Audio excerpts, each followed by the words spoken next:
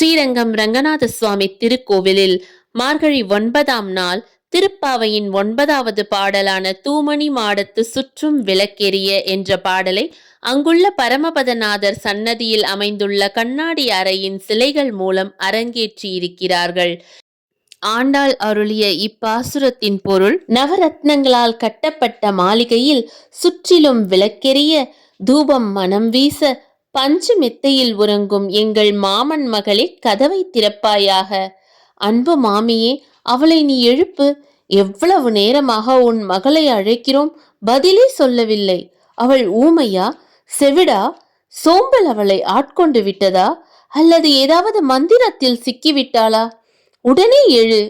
எங்களுடன் இணைந்து மாயங்கள் செய்பவன், மாதவத்துக்கு சொந்தக்காரன், வைகுண்டத்தின் அதிபதி என்றெல்லாம் நாராயணனின் திருநாமங்களை சொல்.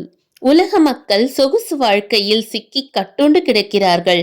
அவர்களை மீட்டு பகவானின் இருப்பிடமான வைகுண்டமே நிலையானது என்பதை அறிவுறுத்த வேண்டும்.